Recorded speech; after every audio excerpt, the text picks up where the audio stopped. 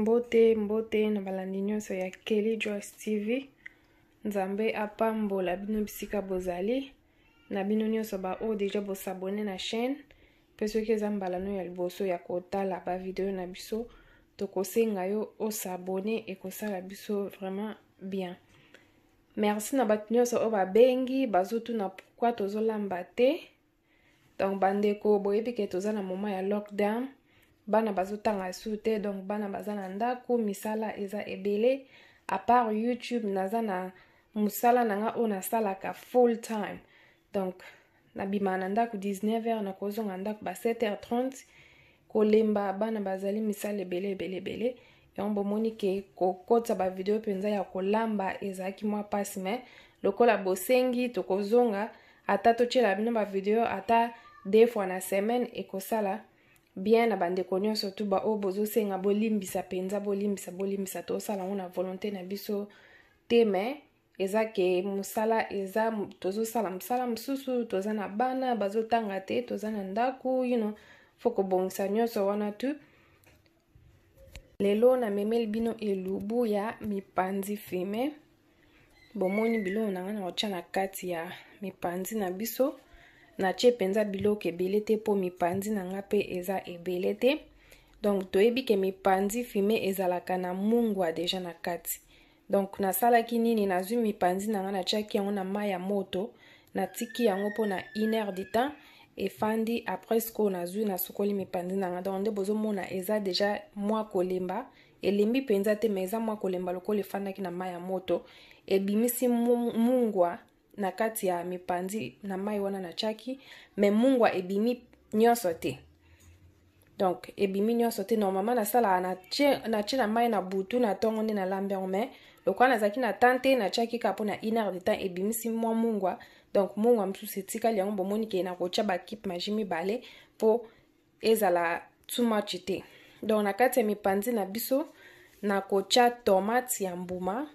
bomoni tomate na saleli tomate ya mbuma ya munene te ya mukie pona lingi penza ezala too much te après toza na poivron na biso ya jaune na ya rouge soko za na ngote eza problème te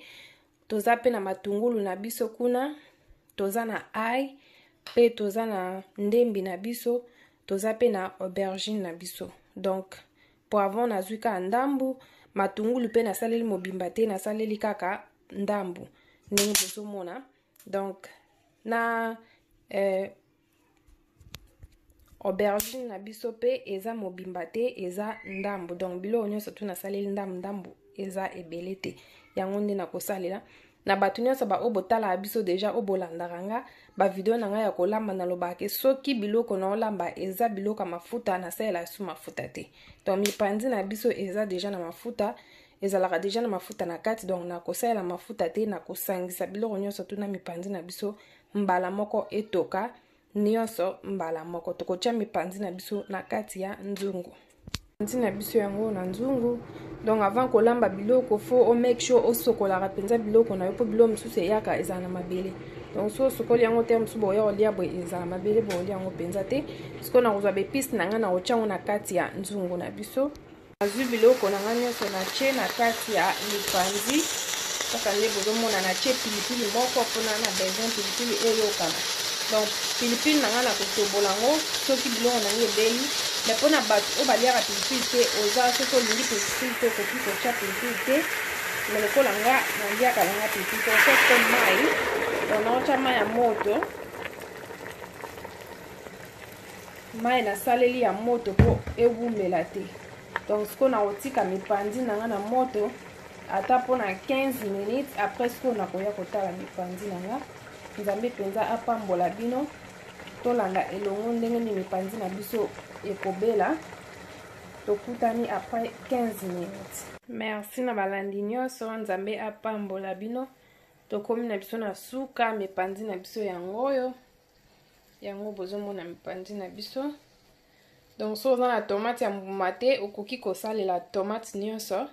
me nga nalingaki nasalela tomate ya mbuma po supu nango ezala penza 1 kilo te me nasalela nanga mpe ba tomate oyo ya chopped donc me mpona lelo nasaleli tomate ya mbuma po supu nango ezala penza kilo te. Mipanzi na biso esalaki 20 minutes na moto. Yango merci na baboni na biso. Ba ona bo s'abonner te, make sure bo s'abonner.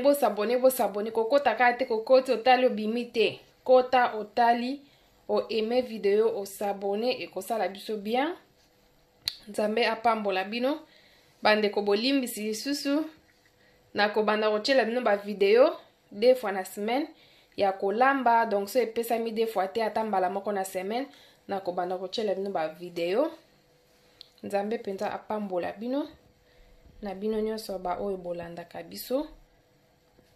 Tomonani na mbala ya sima. Bye bye.